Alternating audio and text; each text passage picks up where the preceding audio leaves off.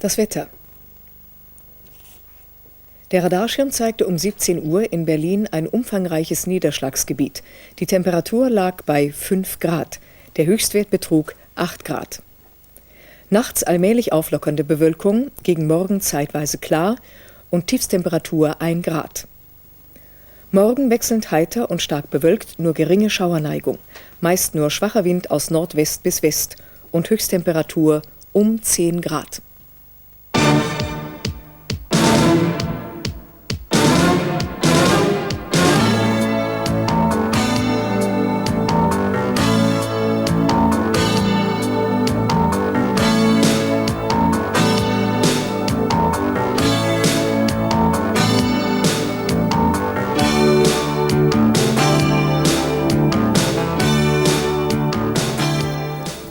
Guten Abend zur Abendschau. In Berlin sind zu Ostern noch Zimmer frei. Für die Hoteliers keine schöne Osterüberraschung. Sie sprechen von einer Osterflaute. Nur 50% der Zimmer seien belegt. Der sogenannte Mauerfallbonus ist aufgebraucht. Die Zeiten des Neugiertourismus sind erstmal vorbei. Da müssen wohl neue Konzepte her, damit Berlin wieder eine Reise wert ist. Zur Situation Thomas Blees. 3 Gründe sind für die leeren Betten verantwortlich. Berlin ist inzwischen eine Stadt wie viele andere. Und in den vergangenen beiden Jahren sind zu den 25.000 Hotelbetten 10.000 neue dazugekommen. Aber nicht automatisch auch mehr Touristen. Also müssen viele Betten leer bleiben. Dritter Grund, die Preise sind gestiegen. Vor allem in den großen Hotels kostet die Übernachtung jetzt statt 200 um die 400 Mark. Und das wollen die Touristen offensichtlich nicht mehr bezahlen. Ich erinnere nur daran, dass, wie Sie wissen, dass wir unsere Angestellten wesentlich höher bezahlen müssen, weil einfach die Berlin-Hilfen von unseren Bonner Politikern Jahr für Jahr weggestrichen werden. Und das wirkt sich natürlich auch auf den Verkaufspreis aus.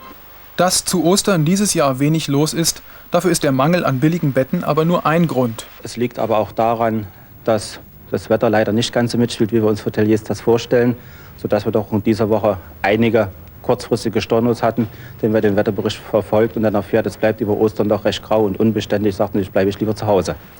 Der Hotel- und Gaststättenverband kritisiert auch, dass die Vermittlung der Zimmer über das Fremdenverkehrsamt nicht mehr zeitgemäß sei. Die Tourismuswerbung müsse professioneller betrieben werden.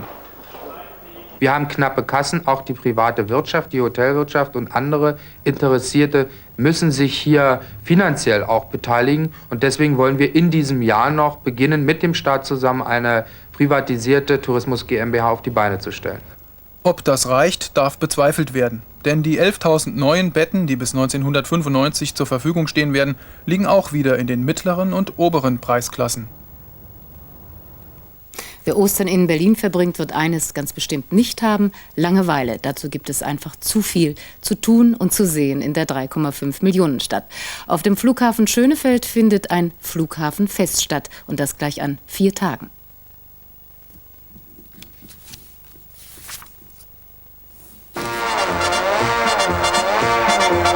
Richtige Männer wie wir und der richtige Wind, das macht Spaß, ab in der Luft, down. 4 Tage lang kann man sie nun live bewundern, die richtigen Männer in ihren fliegenden Kisten. Take-Off 92 nennt sich die Flugzeugschau, die bis zum Sonntagabend auf dem Flughafen Schönefeld zu sehen ist. Besonders umlagert Oldtimer, wie die alte Tante Ju hier aus dem Baujahr 1939. Aber nur wenige Maschinen sind tatsächlich auch von innen zu besichtigen. Dort war der Andrang heute am ersten Tag entsprechend groß. Nicht nur Schaulustige werden erwartet, rund 75 Maschinen stehen zum Verkauf bereit. Vorausgesetzt, man hat das nötige Kleingeld in der Tasche. Apropos Kleingeld, 8 Mark kostet der Eintritt, für Kinder die Hälfte. Aber nicht alle Besucher fanden, dass es sich gelohnt hat. Ich bin nun das erste Mal auf solch einer Flugschau und das ist ganz prima. Also ich bin ein bisschen enttäuscht. Ja, ich hatte mir ein bisschen mehr vorgestellt. Die Flugzeuge sind alle zu klein. Ich dachte, das mehr ist, als man auch mal reingehen kann oder so. Mir reicht das, ja. Ich finde das Angebot, was hier an Ausstellungsmaschinen zu sehen ist, ein bisschen mager. Und die Organisation könnte besser sein. Auch Rundflüge werden bis zum Sonntag angeboten, mit alten und mit ganz modernen Maschinen. Preis ab 99 Mark. Wir nutzten das Angebot des Luftsportclubs Schönefeld zu einem kurzen Blick aus der Vogelperspektive. Auf ein Flugfeld, das bei kühler Witterung heute noch verhältnismäßig leer wirkte. 400.000 bis 500.000 Besucher erwarten die Veranstalter. Doch diese Rechnung dürfte nicht einmal aufgehen, wenn das Wetter mitspielt.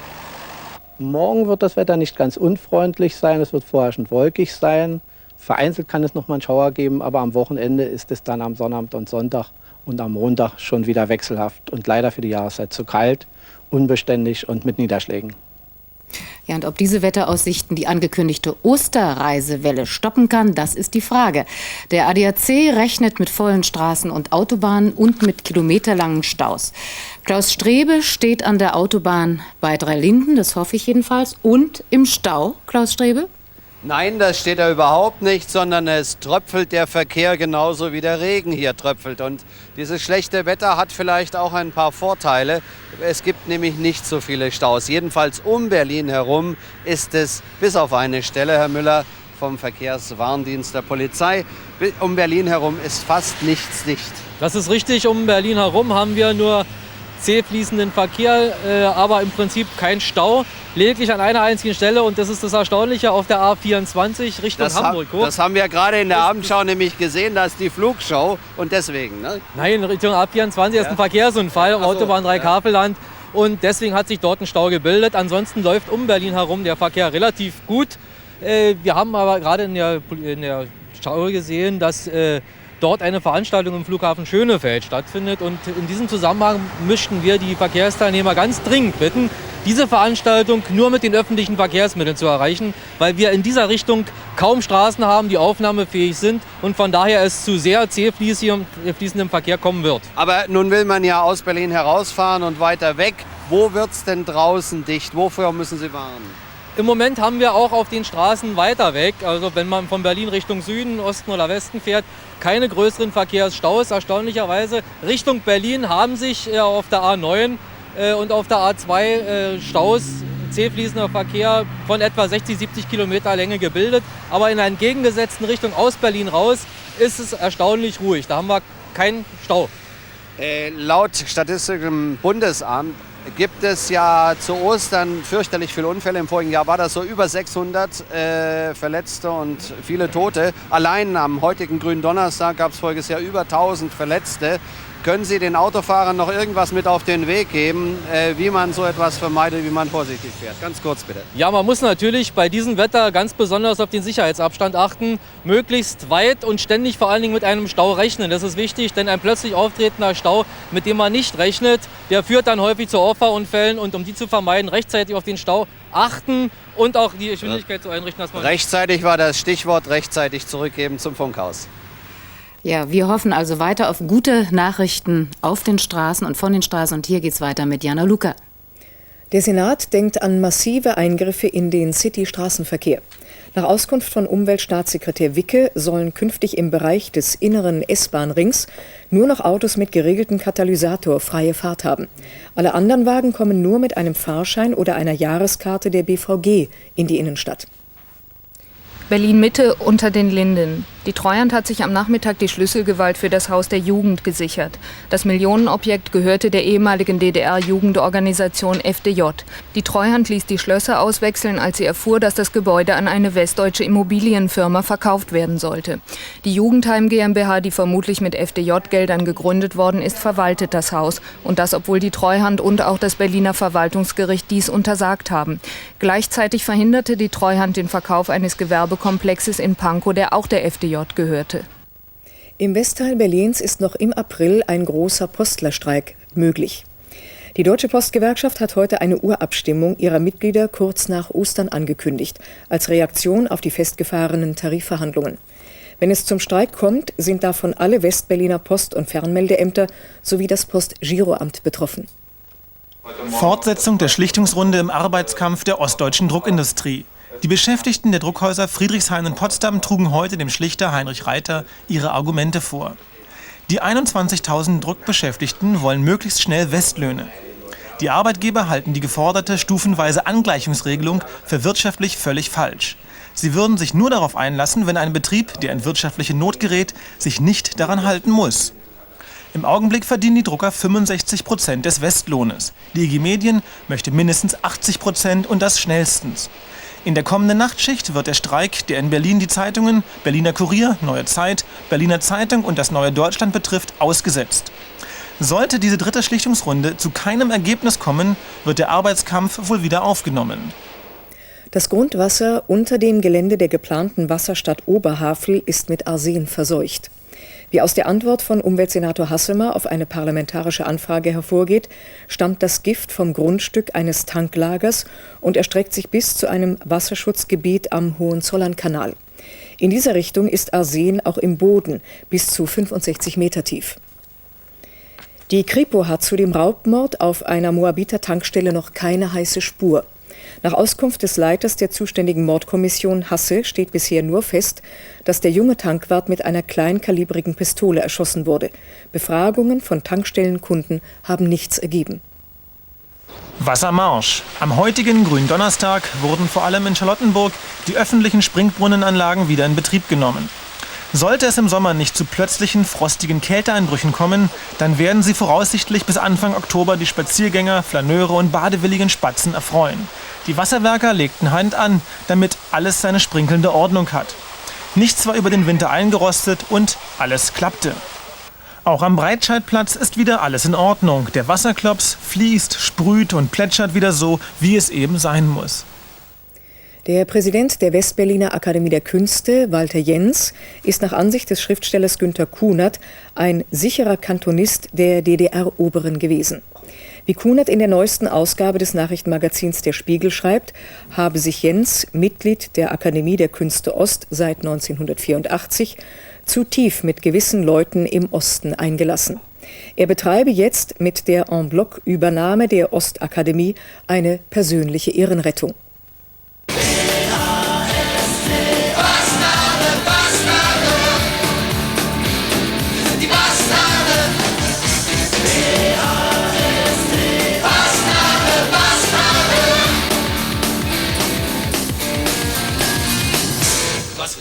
Aber unheimlich gemein.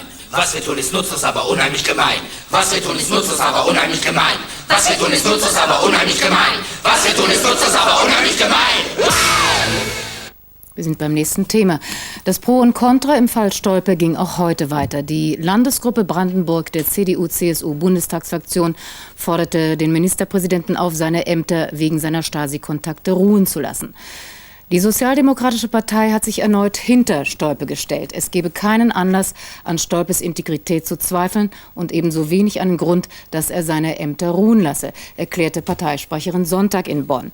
Die SPD Brandenburgs hat neues entlastendes Material vorgelegt.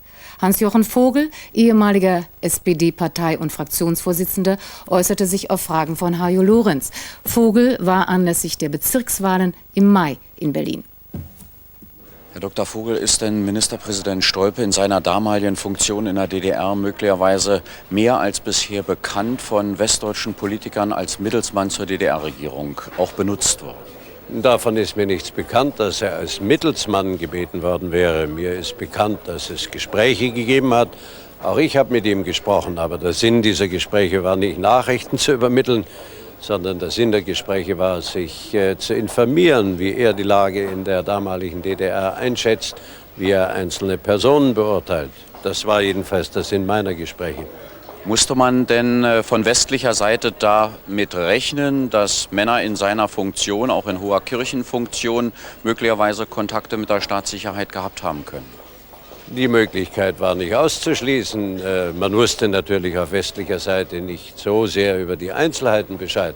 Aber von heutiger Sicht aus sage ich, dass Manfred Stolpe, wenn er seiner Kirche Freiraum bewahren wollte, wenn er Menschen helfen wollte, natürlich Gespräche führen musste. Und ich finde es anmaßend und zum Teil empörend, wie westliche Politiker und auch westliche Journalisten jetzt über Lebensverhältnisse urteilen, denen sie selber zu keiner Zeit ausgesetzt waren. Nun kommt auch bei Ministerpräsident Stolpe immer wieder Neues hinzu. Zunächst war die Rede von Gesprächen mit der DDR-Regierung über Hilfsaktionen für politisch Bedrängte, Ausreisewillige. Jetzt neue Informationen über Kontakte mit Westpolitikern. Sollte nicht auch hier in diesem Fall jetzt einmal alles auf den Tisch kommen?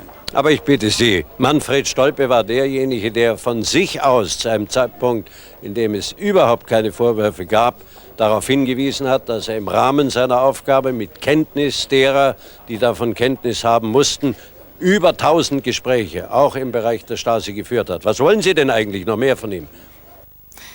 Die Staatssicherheit, dieses dunkle Kapitel der DDR-Geschichte, ist auch der Stoff, aus dem heutzutage Theaterstücke sind. Beispiel Karate Billy im Deutschen Theater.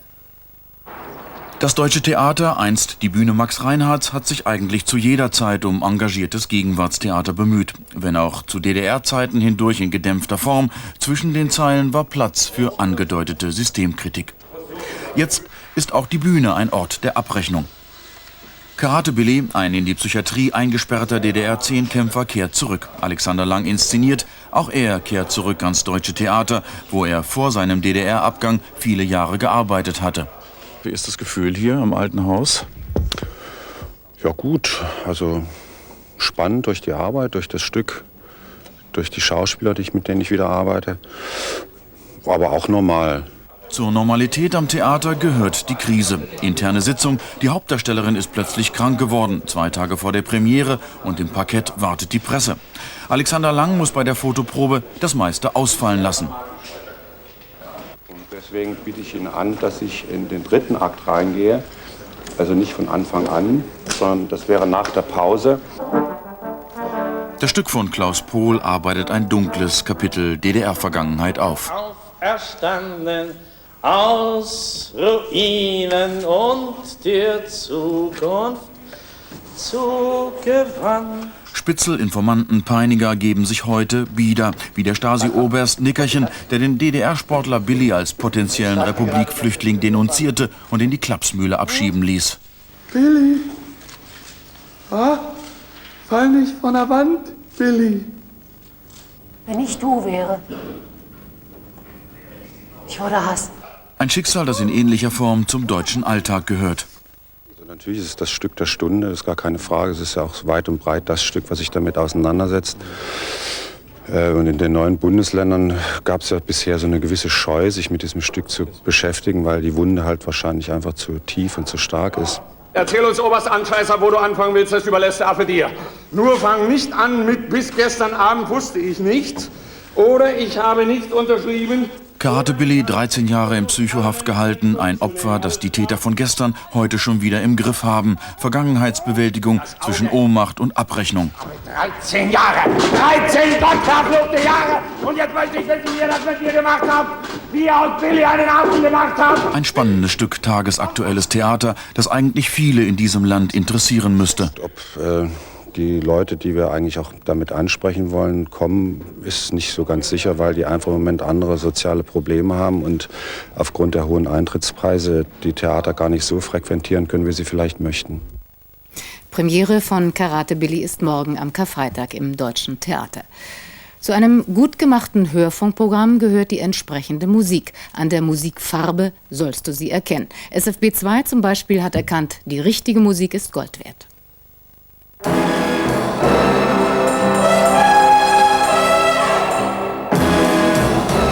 Streng unter Verschluss in den Archiven des SFB lagern 500 goldene CDs. CDs mit der besten Musik der Stadt, speziell fürs Radio zusammengestellt. Ein Schatz für die Hörer von SFB 2, bombensicher gehütet. Weltstadtmusik Power auf 92.4 brechen goldene Zeiten an. Das heißt Hits und Stars rund um die Uhr. Also das Feinste fürs Zweite. Wir wissen eben von den Hörerinnen und Hörern von SFB 2, dass es genau diese Musik ist, die sie haben wollen. Das geht von Sting bis Eric Clapton zu den Beatles bis Elvis Presley. Eine US-Firma stellt die Megaseller, also die am Markt erfolgreichsten Titel, zusammen. 15 Hits auf einer CD, die hält 100 Jahre und auch alte Songs klingen wie neu. Vorbei das Abtauchen ins tiefe Schallarchiv, das Schleppen von Singles, LP-Bändern, neue Zeiten und neue Kleidung für die DJs. Da sind jetzt 2700 Titel oder so im Programm. Und das, wie gesagt, in einer ziemlich überzeugenden Tonqualität von den 50s bis in die absolute Gegenwart rein. Also wir haben hier auf den letzten CDs Titel, die zurzeit in Deutschland in den Top 10 sind. Zu allen Hits haben Radiohörer in den USA und Europa in Umfragen ihr Urteil abgegeben. Und das war gut, meinen die Marktforscher der Golden Disc. Und das Gold, sind sie nun wirklich mit echtem Edelmetallstaub beschichtet? Schön wär's, dann würde ich mal 3 mit nach Hause nehmen.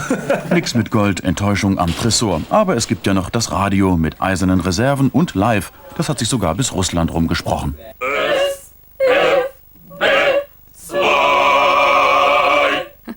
Ja, und wer heute aufmerksam die Verkehrsdurchsagen gehört hat, hörte immer wieder diesen Hinweis.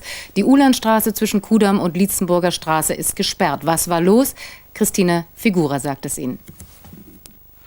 Das Parkhaus an der Ulandstraße am gestrigen frühen Abend. Noch befürchtet man hier Schlimmes.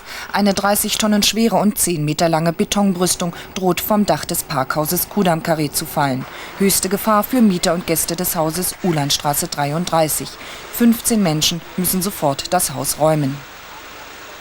Ich bin aus der Ulandstraße 33 und habe eine Pension in der 2. und in der 4. Etage und die mussten wir gesamt räumen, beziehungsweise sogar das ganze Haus, weil es droht vom Kudamm-Karree, vom Parkhaus eine Mauer abzustürzen. Was wird jetzt aus Ihnen? Was machen Sie jetzt heute Nacht? Ich selber habe noch eine Wohnung und werde untergebracht, versuche jetzt für meine Gäste irgendwie was zu bekommen. Alle konnten in dieser Nacht in umliegenden Hotels untergebracht werden. Aber was war geschehen? Bei dem Versuch, ein 5 Tonnen schweres Betonteil mit dem Abrisskran anzuheben, knickte die gesamte Stützkonstruktion zusammen und drohte ins benachbarte Mietshaus zu fallen. Um die Brüstung sicher zu bergen, musste noch in der Nacht ein 400 Tonnen Spezialkran angefordert werden. Allein der Aufbau dauerte bis heute Morgen. Die Ulandstraße bleibt gesperrt, die Geschäfte geschlossen. Fachleute von der Baufirma und der Feuerwehr sicherten zuallererst die Betonteile mit Stahlseilen und verketteten diese miteinander. Die größte Gefahr war gegen Mittag erst einmal gebannt. Es dauerte aber noch Stunden, bis der Betonkoloss zumindest wieder einigermaßen gerade stand. Noch immer hängt die Mauer am Kran und es wird auch noch Stunden dauern, bis in der Ulandstraße 33 wieder normales Leben einkehrt. Die Bauaufsicht von Charlottenburg will sofort die Auflagen für die Baufirma erhöhen. Die Kosten für das alles muss wahrscheinlich die Baufirma auch selber tragen. Bilder des Malers Gustav Wunderwald sind jetzt im Knoblauchhaus im Nikolaiviertel zu sehen. Wunderwald malte das Berlin der 20er Jahre nicht das der goldenen 20er, sondern eher das Triste. Mietskasernen, Fabrikhöfe, Hinterhöfe. Wunderwald gilt als Ästhet der Tristesse, als Berliner Utrillo. Auf jeden Fall ist er ein Maler, der Trostloses schön aussehen lässt.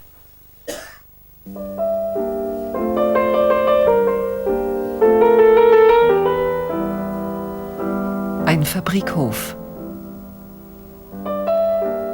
Die Hochbahn im Norden Berlins.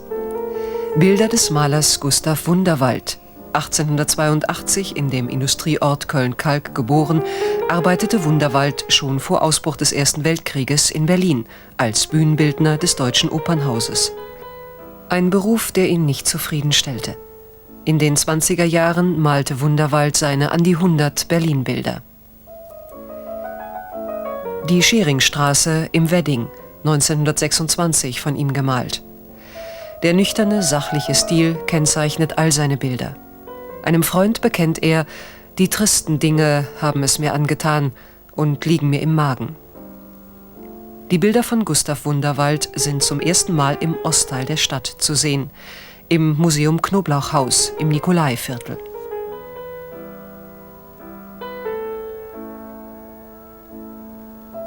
Die Kastanienallee am Prenzlauer Berg. Die Eckkneipe heißt seit der Wende wieder zum Afrikaner. Die Eisenbrücke über der Gartenstraße. Und wie sie 1927 Gustav Wunderwald sah. Während des Nationalsozialismus lebte er völlig zurückgezogen in seinem Atelier in der Reichsstraße 8a.